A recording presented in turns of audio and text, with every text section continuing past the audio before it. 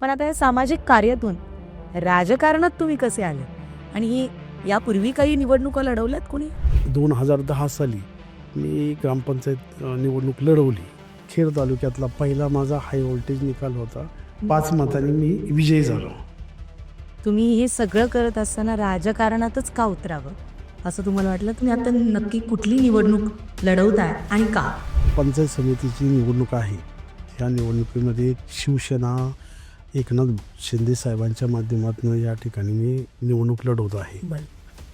आत्तापर्यंत काय काय कामं संजय वाघमारे यांच्या मार्फत झालेली आहेत? प्रत्येक व्यक्तीला, प्रत्येक माझ्या बांधवाला 29,000 समथिंग जी काही रक्कम होती त्या ठिकाणी देण्यात आली.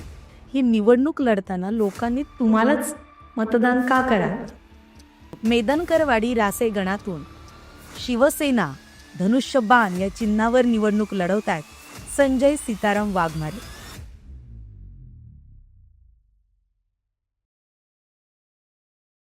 नमस्कार. शब्दब्रह्म प्रस्तुत कामाचं बोला या पॉडकास्ट सिरीजमध्ये मी पूजा तिगळे आपल्या सगळ्यांचं मनपूर्वक स्वागत करते. राजकीय गप्पांमधून कामाचं बोलणाऱ्या मारल्या जाणाऱ्या गप्पा आणि त्यातून उमलणारे राजकीय क्षेत्रातले नवीन नवीन नेतृत्व आपल्या डोळ्यासमोर रोज येत आहेत.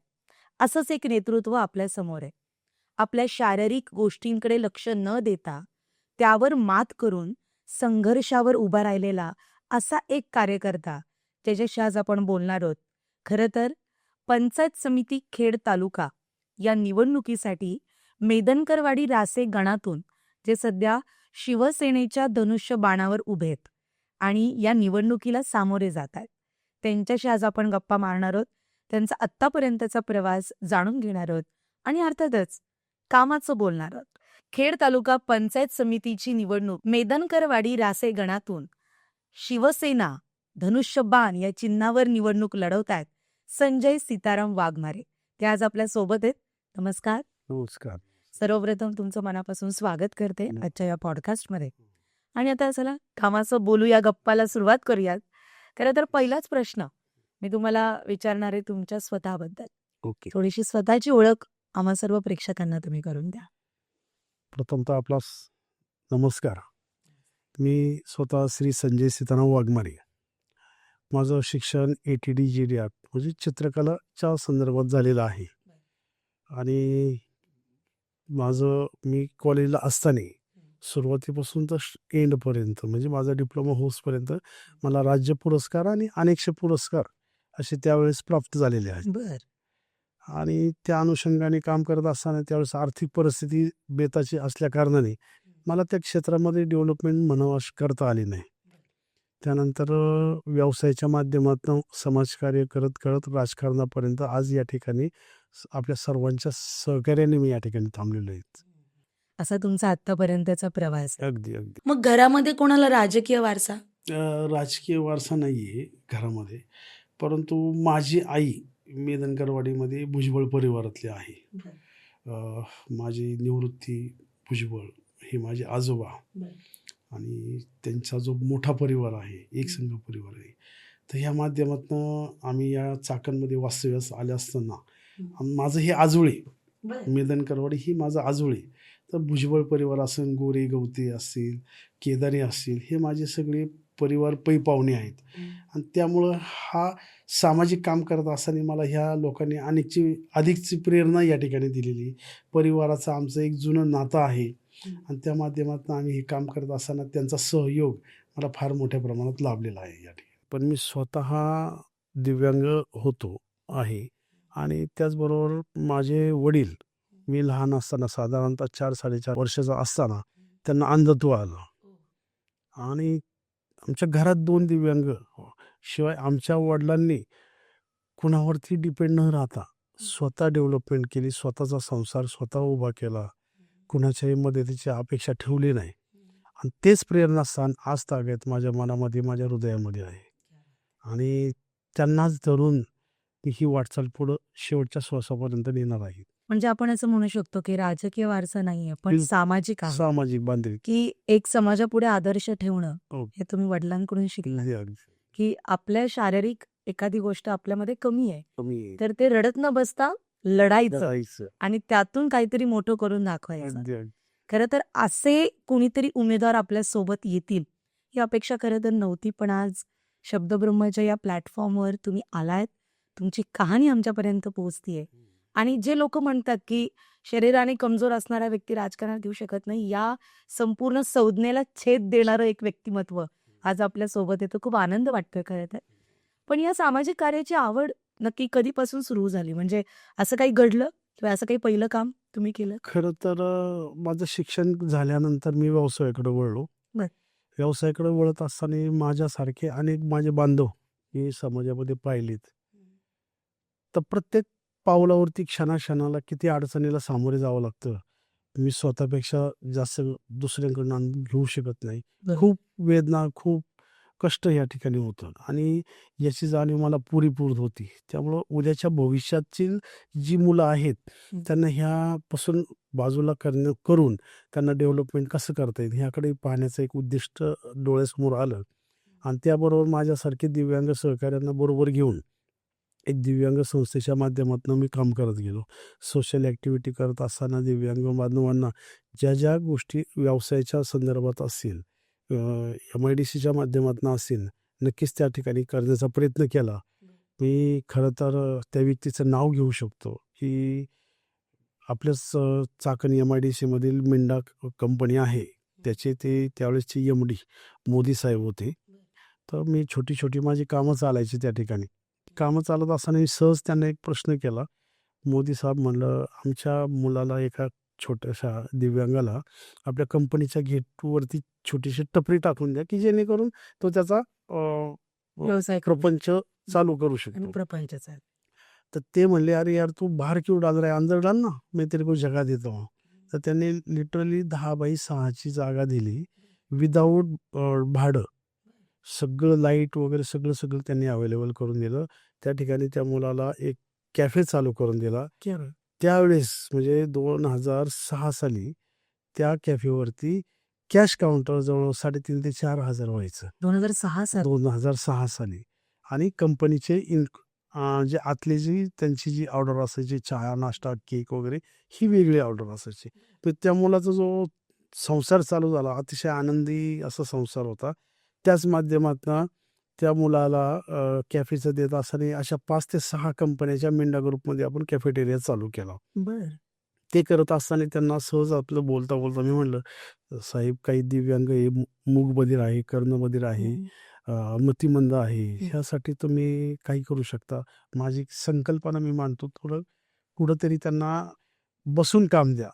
तर त्यांनी सेपरेट त्या मुलांसाठी लाईन चालू केली. आज तुम्ही MIDCमध्ये जावा, केव्हाही पहा, मिंडा ग्रुप असेल, लुमॅक्स असेल, ह्या चांगल्या नामांकित कंपनीमध्ये ह्या दिव्यांग बांधवांना एक सेपरेट लाईन करून दिली आहे. तिथं ब्लाइंड आहेत, मतिमंद आहेत, अस्थिव्यंग आहेत, असे वेगवेगळ्या प्रकारची मुलं त्या ठिकाणी कामं करतात. जवळजवळ 150 ते 200 मुलं दिव्यांग ह्या MIDCमध्ये ह्या माध्यमातून काम करतात. त्याच्या चेहऱ्यावरचा आनंद हाच खऱ्या अर्थाने मला समाधान देणारा आहे. क्या बात आहे. त्यातून सामाजिक कार्याची प्रेरणा मिळाली, की एखाद्यासाठी आपण जर भलं करू शकलो, तर ते एकट्याचं नसतं. त्या संपूर्ण परिवाराचं आणि त्याच्या पूर्ण पिढीचं असतं. जो तो पिढीचा वारसा तो पुढच्या पिढीकडे देऊ शकतो. म्हणजे कित्येक पिढ्या खरं तर एक सामाजिक कार्यातून घडू शकतात. संजयजी वाघमारे आपल्यासोबत आहेत. दिव्यांग असतानाही राजकारणात उतरलेत. त्याचं एकमेव कारण म्हणजे त्यांनी आत्तापर्यंत केलेला सामाजिक कार्याचा अहवाल ते आज आपल्यासमोर मांडतायत. सामाजिक कार्याची सुरुवात त्यांची एका त्यांच्याच बांधवांच्या सहकार्यातून झाली आणि त्यासाठी त्यांनी खूप मोठी प्रेरणा आज खऱ्या अर्थानं संपूर्ण समाजाला दिली असं आपण म्हणू शकतो. पण आता या सामाजिक कार्यातून राजकारणात तुम्ही कसे आले? आणि यापूर्वी काही निवडणुका लढवल्यात कोणी? खरं पाहायला गेलं तर फक्त सामाजिक कारण, समाजकारण करत असताना त्याला राजकारणाची कुठेतरी जोड असली पाहिजे. अगदी बरोबर. खऱ्या अर्थाने काम करत असताना, राजकीय क्षेत्रात काम करत असताना आपल्याला थोडेफार अधिकार येतात. त्या अधिकाराच्या माध्यमातून प्रशासकावरती सुद्धा आपला थोडाफार वचक असतो. अगदी. आणि निधी येतो. सगळ्यात हो, महत्त्वाचा आणि निधी सगळ्यात असतो. महत्त्वाचा निधी येतो. 2010 साली मी ग्रामपंचायत निवडणूक लढवली. बरं, 2010. 10 साली. Yeah. तर त्यामध्ये फक्त मी एकटा होतो. माझा परिवाराला यामध्ये काही रस नाही म्हणण्यापेक्षा या क्षेत्रातली माहिती नाही. माहिती. त्यामुळे मी स्वतः एकटा निवडणूक लढवली. यश अपयश येत असतं त्यावेळेस अपयश आलं. खचून न जाता दुसऱ्या दिवशी मी कामाला सुरुवात केली. मला माझी लोकं कार्यकर्ते म्हणले, "अहो काल तर असं झालंय." अरे म्हणलं कालची निवडणूक ही त्या दिवसापुरती मर्यादित होती. आता समाजकारण आपलं चालू झालं. त्या पद्धतीने मी 2010 नंतर काम चालू केलं. राजकारणाची थोडी बोल मिळाली आणि हे करत असताना 2021 साली हं. ग्रामपंचायतच्या माध्यमातून माझ्या पूर्ण जनतेने माझ्यावरती जो विश्वास दिला, मी 5 मतांनी खेड तालुक्यातला पहिला माझा हाय व्होल्टेज निकाल होता. 5 मतांनी मी विजयी झालो 5 मध्ये. आणि हे खरं पूर्ण श्रेय मी माझ्या ग्रामपंचायतमधील माझ्या सर्व सहकाऱ्यांना, माझ्या मतदार भगिनींना देतो. पण हा खरं तर गॅप खूप मोठा होता ना. 2010 साली तुम्ही पहिली निवडणूक आणि डायरेक्टली 2021 साली तुम्ही निवडणूक लढवली. इतक्या वर्ष तुम्ही जनसंपर्कात अगदी, राहून हे सगळं केलं. अगदी, अगदी. मी खरं पाहायला गेलं तर माझं घरी आल्यानंतर, व्यवसाय करत असताना घरी आल्यानंतर मी फ्रेश झालो, की पहिलं मी माझ्या भागामध्ये माझी एक चक्कर असते. संध्याकाळी 10 ते 11 वाजेपर्यंत मी हितगुज करत असतो सर्वांशी. म्हणजे ती एक आवड, की आपल्या माणसाला आज भेटलंच पाहिजे.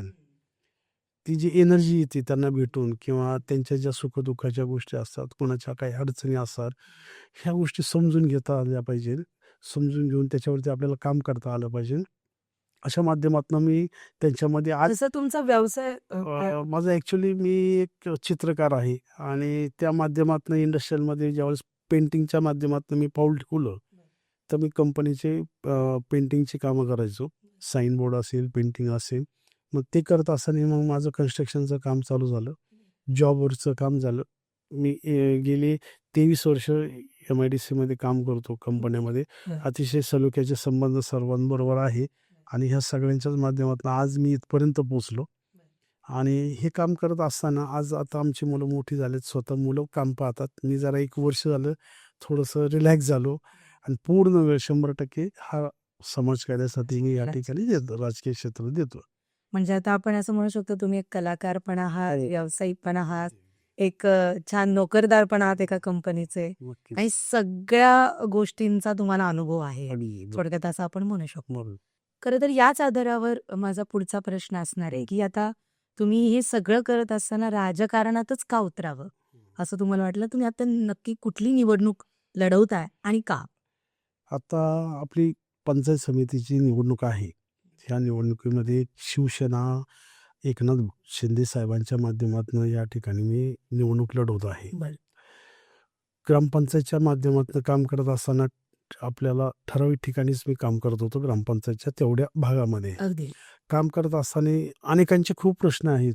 सर्वसामान्य जनतेचे असन, महिला वर्गाचे असन, माझ्या शेतकरी बांधवांचे प्रश्न आहेत आणि ही निवडणूक खऱ्या अर्थाने मला ह्या सर्वांसाठी, माझ्या सहकाऱ्यांसाठी लढवायची आहे. नक्कीच काम करत असताना ही खूप, तसं पाहायला गेलं तर खूप मेहनत आहे. परंतु मला खात्री आहे, मला विश्वास आहे माझ्या लोकांवरती, माझ्या जनतेवरती. आज मला पक्षाने एक अधिकृत असं तिकीट दिलंय शिवसेनेने. खरंच त्यांनी सुद्धा एक विचार केला असेल, आपण आज दिव्यांग बांधवाला तिकीट देतो, एक उमेदवारी देतो. उमेदवारी देत असताना माझ्यात पण काही गुण त्यांनी पाहिले असतील, की बाबा ह्याच माणसाला का द्यावा. अनेक चांगले सक्षम असे कार्यकर्ते या ठिकाणी त्या रेसमध्ये होते. पक्षाने माझ्यावरती जो विश्वास दिला, जी जबाबदारी दिली, नक्कीच मी ती पूर्ण करण्याचा प्रयत्न करेन. कारण आपण गेल्या ह्या 20 वर्षामध्ये जे काम केलेले, जी लोकांकडून प्रेरणा मिळालेली, जे मार्गदर्शन मिळालेलं आहे आणि त्यातनं मला खूप असं योगदान देता आलेलं आहे. याचाच विचार करून पक्षाने आज मला या ठिकाणी उमेदवारी दिलेली. माझा सर्वसामान्य जनता, माझा नागरिक सगळे हे डोळ्यांनी पाहतोय. माझ्यासारखा एक दिव्यांग आज घरोघरी जाऊन लोकांकडं उद्याचा भविष्य घडवणारा, आपल्या मुलांसाठी घडवणारा, आपल्या शेतकऱ्यांसाठी, माझ्या माता-भगिनींसाठी, माझ्या सहकार्यासाठी घडवणारा एक कार्यकर्ता म्हणून मी आज माझ्या सहकाऱ्यांच्या पुढं जातोय, माझ्या मतदार बांधवांना पुढं जातोय आणि नक्कीच मला विश्वास आहे, की माझा मतदार बंधू माझ्यासारख्या एक मुलाला, माझ्या एका भावाला, एका लाडक्या बहिणीला नक्कीच साथ देईल आणि मला यामध्ये नक्कीच चांगल्या प्रकारे यश मिळेल. मला माझ्या बांधवांकडनं नक्कीच याबद्दलची खरंच. आणि शिवसेना हा पक्ष सध्या सत्तेतला पक्ष आहे आणि धनुष्यबाण हे चिन्ह आता सत्तेत आहे तेच आहे. आणि त्यामुळे तुम्ही खरं तर अगदी बरोबर म्हणालात, की जर पक्षाने मला तिकीट दिले तर काहीतरी विचार करून नक्कीच दिला असेल. सर्वे त्या माध्यमातून होत असतो आणि त्या माध्यमातून तुम्हाला असं वाटले, की मला खात्री आहे विजयाची आणि इतक्या वर्ष मी त्या सगळ्या गोष्टी केल्यात तर त्याचं नक्की चीज होईल.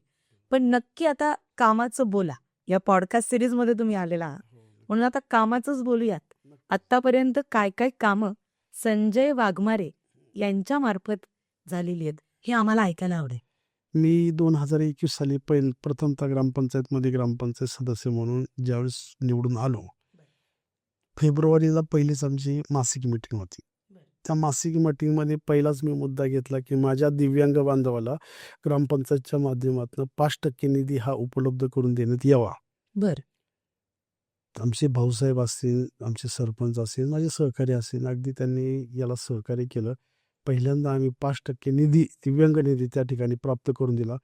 प्रत्येक व्यक्तीला, प्रत्येक माझ्या बांधवाला 29,000 समथिंग जी काही रक्कम होती त्या ठिकाणी देण्यात आली. बरं. म्हणजे अक्षर- आपला हा, पूर्ण मेदनकरवाडी. मेदनकरवाडीचा हा विषय. बरं. 57 आमचे त्यावेळेस दिव्यांग बांधव त्या ठिकाणी त्यांची अधिकृत नोंद होती आमच्या तर ग्रामपंचायतला. प्रत्येकाला 29,000 31,000चा निधी त्या ठिकाणी देण्यात आला. त्या- खरं आयुष्यामध्ये पहिल्यांदाच मी माझ्या बांधवांसाठी काहीतरी केले. याचं समाधान. सुखद धक्का आणि सुखद भावना माझ्या मनामध्ये होती आणि तिथून पुढं ही मला अशा प्रकारची प्रेरणा मिळत गेली आणि हे पहिलं काम. पहिलं काम माझं त्याच्यात. बरं.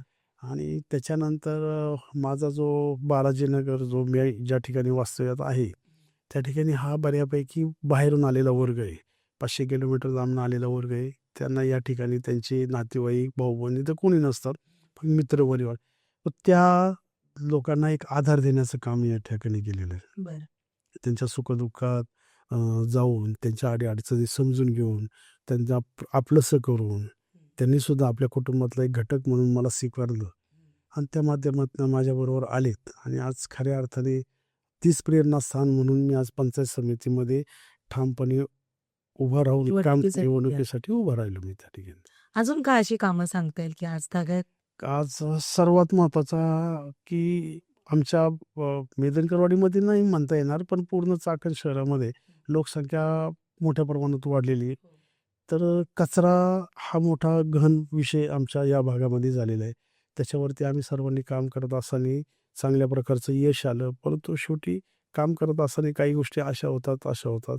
त्याच्यामध्ये अधिकचं काम करायचं आहे आपल्याला आणि कचरा निर्मूलन कशा पद्धतीने 100% करता येईल याचा विचार नक्कीच पुढच्या काळात केला जाईल आणि ह्या पंचायत समितीच्या माध्यमातून अधिकच्या गोष्टी त्याच्यामध्ये होऊन आपला कचरा निर्मूलन पुढं कसं नेता येईल त्या पद्धतीचं काम करणार आहे. म्हणजे आजपर्यंत थोडंफार काम त्यावर झालं हो. पण अजून खूप होणं गरजेचं आहे. खूप होणं गरजेचं आहे त्याच्यामध्ये. अजून काही अशी कामं आहेत, काही उपक्रम आहेत, काही असे सोहळे म्हणा किंवा असे काही कार्यक्रम म्हणा?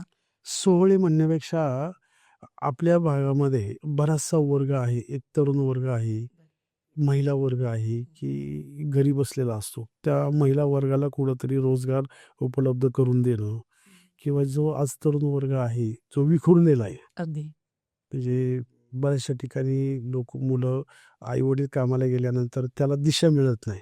ते दिशा देण्याचं काम आपल्याला पुढच्या भविष्याच्या काळामध्ये करायचं आहे. एकत्र करून कुठं व्यवसाय असेल, कुठं नोकरी असेल, ह्या संदर्भातून मुलांना एकत्र करून त्या ठिकाणी एक दिशा द्यायची. माझ्या महिला वर्गाला सुद्धा एक संरक्षण मिळेल अशा पद्धतीचं काम करायचं आहे. त्यांना रोजगार द्यायचा आहे की जेणेकरून त्यांचा प्रपंच, त्यांची मुलं चांगलं शिक्षण घेईल. अशा पद्धतीचं पुढच्या भविष्यामध्ये आपल्याला हे काम करायचं आणि नक्कीच याला कुठंतरी राजकीय चांगली मोठी ताकद ह्या पंचायत समितीच्या माध्यमातून आपल्या पाठीमागे नक्कीच उभी राहील. आणि मग ती कामं मार्गी लागतील, जी अपूर्ण आहेत आता ती पुढे जाऊन मार्गी लागतील. तर आता खरं तर आपण कामाचं बोललोय, पण आता सगळ्यात महत्त्वाचा प्रश्न असा येतो की ही निवडणूक लढताना लोकांनी तुम्हालाच मतदान का करावं? काय असतील ते ठळक 5 मुद्दे की लोकांनी या 5 मुद्द्यांमुळे तुम्हाला मतदान करावं? त्याच्यामध्ये नंबर 1 की मी एक निस्वार्थी काम करणारा कार्यकर्ता आहे. सुरुवातीपासून काम करत आलोय. माझा प्रपंच बाजूला ठेवून मी समाजामध्ये लोकांमध्ये मिसळलेला कार्यकर्ता आहे. सुखदुःखाची जाण असणारा कार्यकर्ता आहे. त्यामुळे नक्कीच जनता माझ्या पाठीमागे उभी राहील यात माझ्या मनामध्ये शंका नाही. दुसरा मुद्दा सत्ता. सत्तेमध्ये असल्यामुळे आपल्याला अनेकचे कामं करण्याचा वेळ मिळतो. अधिकच्या प्रशासनामध्ये आपल्याला चांगल्या प्रकारची पकड असल्या कारणाने आपण त्यामध्ये काम करू शकतो. म्हणजे राज्यात शिवसेनेची शिव- सत्ता आहे शि- त्यामुळे निधी भरपूर भरपूर मोठ्या प्रमाणात. तिसरा मुद्दा आहे कामाची तळमळ. नक्कीच मी माझ्या जनतेने अनुभवलेली आहे. मला रात्री अपरात्री केव्हाही फोन केला तरी मी उपलब्ध असतो. रात्रीचे 2 वाजता जरी फोन केला तरी मी उपलब्ध असतो. ही कामाची माझी तळमळ माझ्या जनतेला म्हणजे तुम्ही ज्ञात 24 आहे. तास अवेलेबल 24 तास जनतेसाठी. available. अगदी अगदी. चौथा चौथा मुद्दा, एकनाथ भाऊ शिंदे ही महाराष्ट्राचे मुख्यमंत्री, माजी मुख्यमंत्री विद्यमान माझे उपमुख्यमंत्री. मुख्यमंत्री आणि आत्ताचे विद्यमान उपमुख्यमंत्री. हा. खरं तर त्यांचं प्रेरणास्थान फार मोठं आहे. एवढ्या संघर्षातनं त्यांनी आज इथपर्यंत आलेत आणि हे करत असताना त्यांनी प्रत्येक व्यक्तीला, प्रत्येक कार्यकर्त्याला आपलेसं केलेले आहे. हो. कामामध्ये म्हणून त्यावेळेस त्या ठिकाणी निधी उपलब्ध करून दिलेला आहे. आज आमची नगर परिषदेची निवडणूक झाली. अगदी मला वाटतं एक दीड आठवड्यापूर्वीच त्या ठिकाणी कमिटी स्थापन झाली. बर. कालच जवळजवळ अनेक कितीतरी कोटीचा निधी एकनाथ भाऊ शिंदेनी त्या माध्यमातून दिला. अशी सत्ताधारी शिंदे साहेबांमुळे हो. तुम्ही मतदान करावं हे तुम्ही जनतेला सांगता. अगदी अगदी अगदी म्हणजे तुम्ही जर मला काम सांगितलं तर मी हम्म. शिंदे साहेबांकडून ते करून घेईन. नक्की 100% करून घेऊ. आणि 5वा मुद्दा.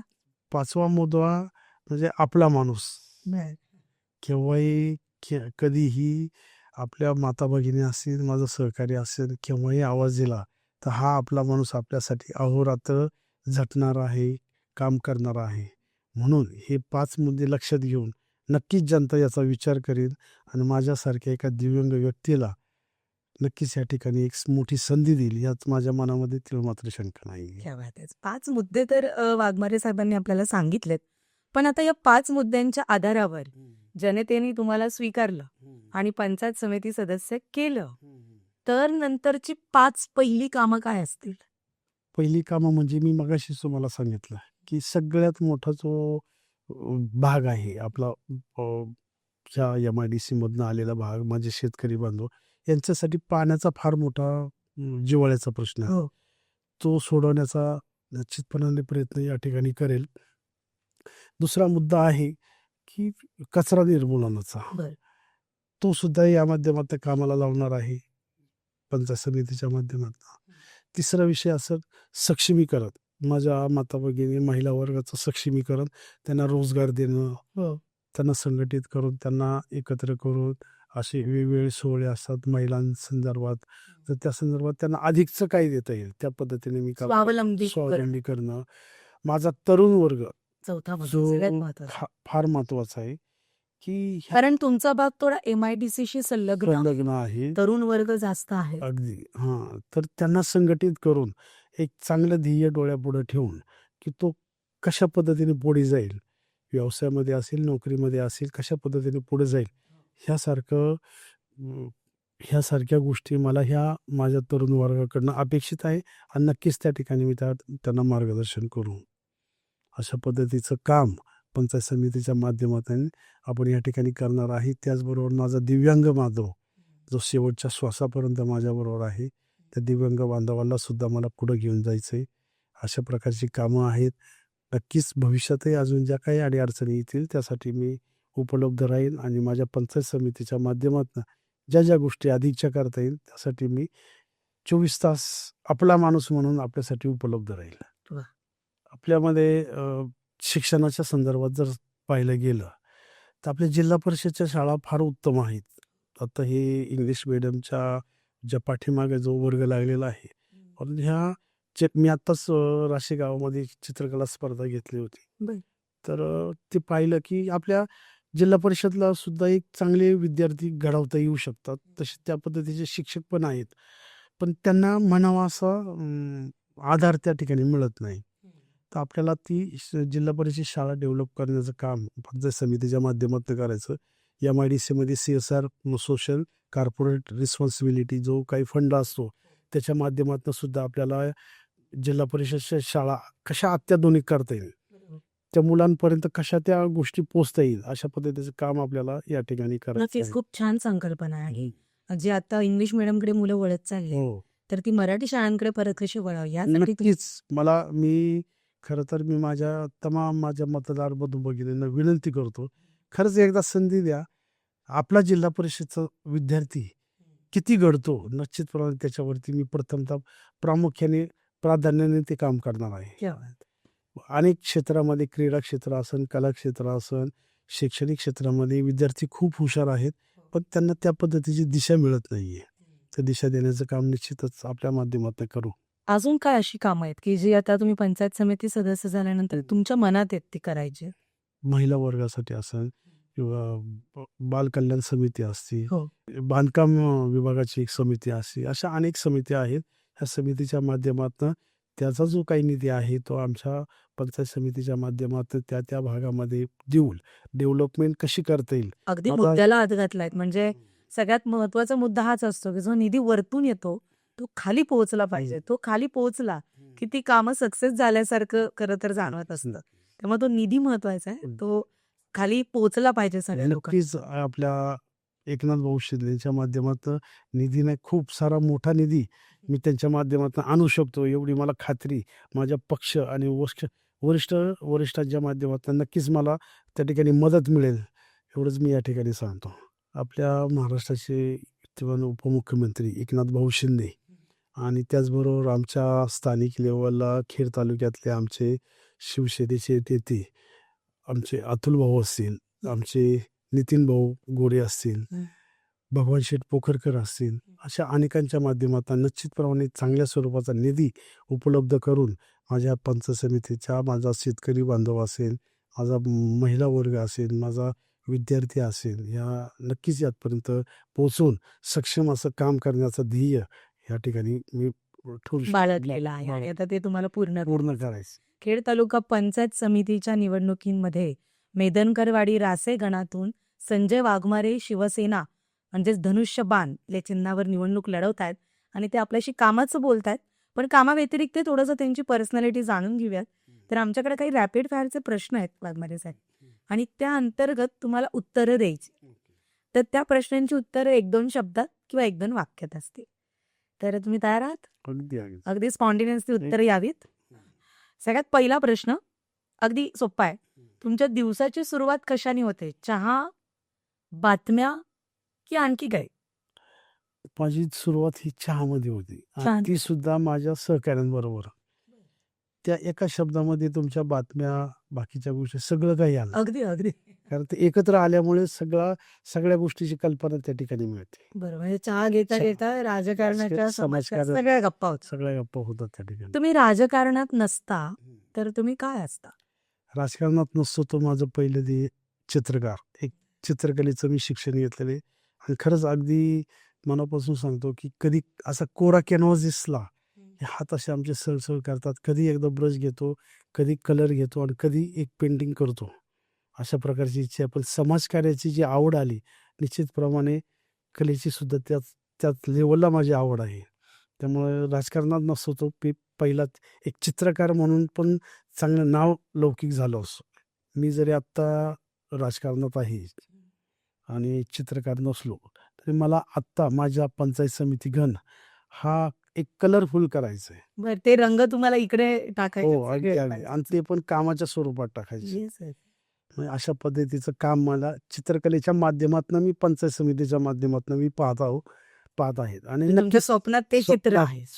माझ्या स्वप्नातलं चित्र आहे की माझा पंचायत समिती गण कशा पद्धती असेल. वा. नेक्स्ट म्हणजे तुम्ही पंचायत समिती सदस्य जर झाला तर पहिलं काम, तसे तर खूप काम आहेत, हो. पण पहिलं काम काय असेल? माझ्या बांधवांसाठी, माझ्या शेतकरी बांधवांसाठी पाण्याचा फार मोठा गहन प्रश्न आहे. बरं. आता एक सर्वसामान्य कामगार वर्ग 15-20 हजारावरती त्याचं एक चौकोनाचं गणित आखलेलं असतं. पण पाण्याची एवढी टंचाई, 800 रुपयाचा टँकर घेणं म्हणजे त्याच्या महिन्याचा खर्चाचा पूर्ण गणितच बिघडतं. तर प्राधान्याने पहिला तो मला पाण्याचा प्रश्न त्या ठिकाणी घ्यायचा आहे. पाणी प्रश्न सोडवणार नक्कीच. तुमचं प्रेरणास्थान कोण आहे? माझे वडील. मी सुरुवातीला सांगितलं तुम्हाला की कुणावरती डिपेंड नाही राहायचं. स्वबळावर सगळं. हां, खूप म्हणजे त्याच्या ह्या 3 वाक्यामध्ये एवढं दडलंय, खूप सुधारलेलं आहे. प्रेरणास्थान माझे पहिले प्रथमतः वडील. आणि आज तागाय सुद्धा आज त्यांच्याच विचारांनी, त्यांच्याच गोष्टीने मी आज पुढे चाललोय. आणि बरंच काही सांगू. तरी थोडे भावनिक झालायत आणि अगदी खरं आहे की पॉडकास्टच्या माध्यमातून आपण खरं बोलतो आणि प्रेरणास्थान जर आई वडील असतील तर त्यांनी दिलेले विचार हे नक्कीच चांगले असतात आणि ते समाजापर्यंत चांगल्या पद्धतीने पोहोचतात. हं. नेक्स्ट प्रश्न विचारते, राजकारणात एक अशी गोष्ट की जी या काळात बदलायला हवी. आपला माणूस. माझं टॅगलाईनच आहे आपला माणूस. बरं. मला त्या माध्यमातून काम करायचंय. बरं. मला आश्वासन द्यायचं नाही, मला काम करून दाखवायचं. पहिलं काम करायचं. निश्चितच त्याची प्रेरणा लोक मला शाबासकीच्या माध्यमातून देतात. म्हणजे राजकारणात राजकारणात फक्त लोक बोलतात. हो बोलतात. खूपशा गोष्टी अशा राजकारणात, खूपशा गोष्टी. परंतु इथं पहिलं काम हे फार महत्वाचं आहे आणि त्या माध्यमातून मला काम करायचं. कामाला प्राधान्य दिलं. प्राधान्य द्यायचे. तुम्हाला लोकांनी एका शब्दात ओळखावं हम्म. तर तो शब्द काय असेल? निस्वार्थी समाजसेवक. कोणताही स्वार्थ मनाशी न बाळगता केलेलं काम, त्यासाठी लोक नक्कीच निस्वार्थी समाजसेवक म्हणून ओळखतील. ओळखतील. नक्कीच. आणि आता लास्ट बट नॉट लिस्ट हम्म. इंटरेस्टिंग प्रश्न, तो तुमचा पर्सनल पण असेल आणि समाजाच्या रिलेटेड पण. तुमचं आवडतं गाणं? आणि तू चाल रे गड्या, तुला रे कोणाची काही भीती. हा, तू चाल पुढं तुला रे गड्या, तुला कशाची भीती, कोणाची भीती. वा. कोणाची भीती. कारण नेतृत्व आणि काम जर असेल तर निश्चितपणे कोणाला घाबरायचं कारण नाही.